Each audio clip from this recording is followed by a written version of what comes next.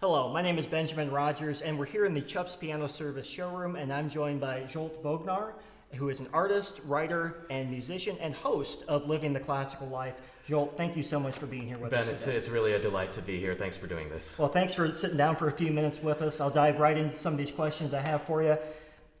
As a musician, do you remember when you realized that music wasn't going to just be a big part of your life, but it was going to be your vocation as well?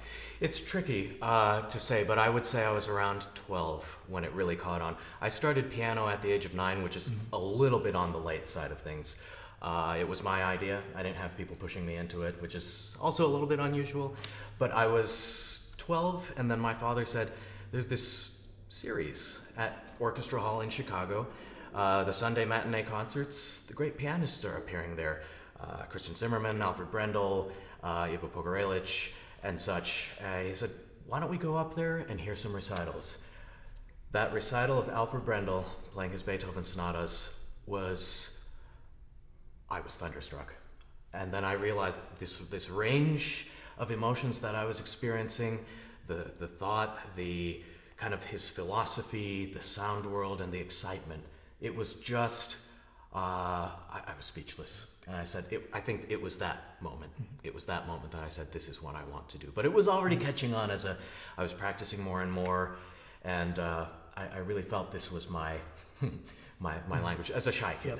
Yep. Do you find yourself revisiting that moment every now and then in your mind as you're going about your work in the music community? Absolutely. And although unfortunately I'm not Alfred Brendel and his level of mastery, I sometimes find myself even trying to emulate the very final phrase that he played of the recital. He ended with the D major sonata, which for people who don't know, it ends quietly with kind of a flourish of, was that really the end? And so he swept his hands off the keyboard, and the people in the audience kind of giggled with delight. And I said, if there's room for humor in the concert hall, what else is there room for? Yep.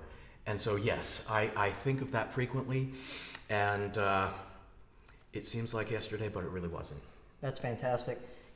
One thing I've often wondered is there a specific moment as you were going about your time in the music community and as your career is growing when was the first time you realized this is something I can do for a long time? This is what I want to do for the rest of my life? Well, there's a bit of a dichotomy here because I realized around then that this is what I wanted to do, but the daily conundrum of a musician is, can we do it? Do we feel well enough? This was part of the basis of why I started asking older colleagues questions about how they did it, how they felt comfortable on stage, how they prepared a musical program and felt reliable with their memory, and everything in between. And especially when I graduated from conservatory, I said, oh great, what happens next? Am I supposed to enter competitions? Am I supposed to get another degree and go into academia? I didn't really feel like I fit any standard categories. I didn't necessarily think I could do well in them. I had great teachers. But then at a certain point, basically to answer your question, I just felt like no matter what, I'm going to just try to charge forward. But then that also became the basis, accidentally, of Living the Classical Life. There was supposed to be a film project about me for my then website, and I was awkward behind the camera. I didn't know what I was supposed to show about myself. I started interacting with people on camera, and it started to look like, in the absence of knowing what to talk about, I was asking them about their musical pathways, how they found a voice, how they overcame their challenges. And that's really what I do to this day on Living the Classical Life. Me not being a professional musician, but I'm around a lot of musicians. I know that music can kind of become all-encompassing in a person's life. Is there anything you do outside of music to kind of recharge and refocus that allows you to come back into music with a better drive? That is a really terrific question because I'm still investigating that to this day. I'm doing so much with the film series, and pursuing piano on hopefully a high level is already a 25 hours a day type of pursuit. And it's not just the amount of time that you spend in it, it's allowing enough headspace and energy to breathe, to let your ideas blossom. I don't feel like I've had that liberty recently, so one thing I'm exploring is making sure that I get out into nature. So here in the Midwest, we have nothing but nature. You've got farms, but you also got forests. I love hiking.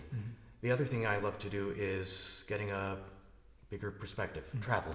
I try to do that. Initially, I actually wanted to be a pilot. Oh, that's interesting. Yeah, I wanted to be a pilot. Later, I realized that the impulse probably wasn't that different, because why did I like flying? I loved being above it all. I loved this feeling of soaring and transcending. Then I realized I was kind of getting the same feeling from listening to Tchaikovsky's first piano concerto. And it was an interesting thing. The first time I heard that was from Van Cliburn's recording while I was on a Boeing 767 to Europe. And the two together, I said, wait a minute. This music is kind of exciting me just a notch more. And then hopefully it became a lot more. So I know there's a lot of musicians in the world, but I would say there's probably fewer musicians who spend as much time telling the story of music and telling the story of the musicians as you do. You know, living the classical life, and for those who don't know, I think you said there was about 150 episodes that have been shot, about 120 that are live now, and more on the way. Hard to believe. I mean, that's an incredible longevity for any kind of a production. Can you tell me where that idea came from and how you kind of work that into being such a long-running series? So the funny thing, Ben, is that there never was the idea. It was an accidental project. Sometimes those are the best. Exactly. And in fact, had someone said, this is what you're going to do for the next 10, 15, 20 years of your life, I probably would have said no had I known everything that's involved, because that does take away time and energy from the piano. I would say that I don't have regrets about perhaps this sacrifice, because we reach people of all ages, people who are interested in classical music on a general level, but also the aspiring performers, students who say, the stories of all these different musicians give me some hope. They give me some illumination of a pathway. When I hear from them, I say, yeah, it's a long hours and a lot of effort, but maybe there is a mission behind this. But it was supposed to be something for my website, and it didn't quite work that way. So I was glad that turning the tables onto the musicians that I admired, in fact, it was kind of just for my own benefit. I would ask them all the things that I was curious about. How do you deal with nerves on stage? As it turns out, that's mostly a universal thing. All of the greatest performers, with a couple of exceptions that we spoke with, they all had to deal with, basically, we're all in the same boat. Yep. Yeah. So it's been exciting, it's been rewarding, it's been surprising, and now it's also this traveling production. Right now we're here in New Paris, Indiana, at Chupp's. We've filmed across the United States, and this summer we're going 5 weeks in Europe. It's really exciting and humbling for me. So in talking with so many artists over the years, have you found that there's almost a common thread that motivates artists no matter what musical instrument they might prefer or even what genre they're in? Have you found like a common thread that kind of ties them all together? Yes, and beyond the more overarching questions and answers of their love of the music, yes, of course, we also sense a theme of self-discovery, tuning into oneself and finding for lack of a better word, the harmony that we find not just in music but within ourselves. If we can find that, or not. Sometimes the discord can be just as illuminating with music, but then bringing that to a point where we can share it.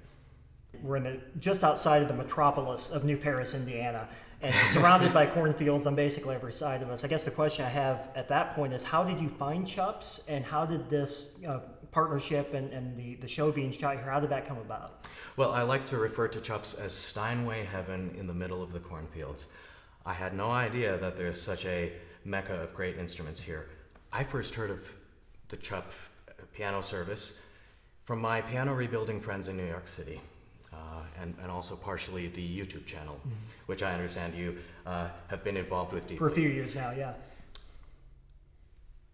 Then I came in here, tried the pianos, and understood the instruments have a full range of extreme quality. These are the instruments that resonate with me.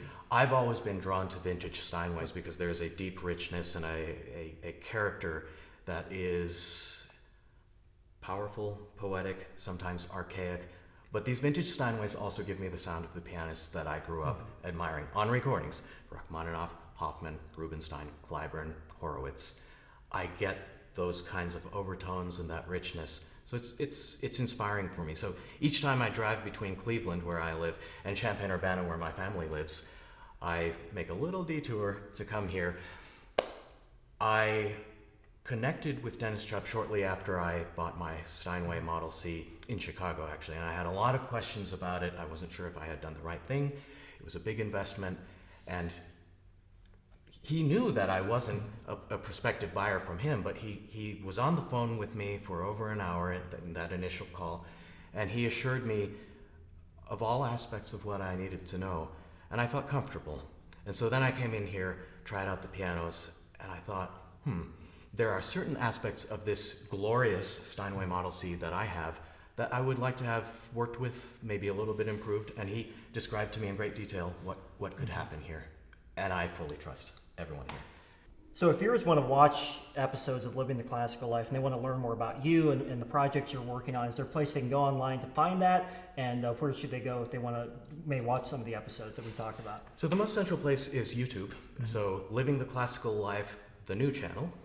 We have our archive on the old channel, but we're working with an incredible new production company, Catalog Film, out of Germany now. Oh, very nice. Yeah, and so you can find that all on YouTube, and we're transferring our old archive, re-edited onto our new channel, so people can follow there.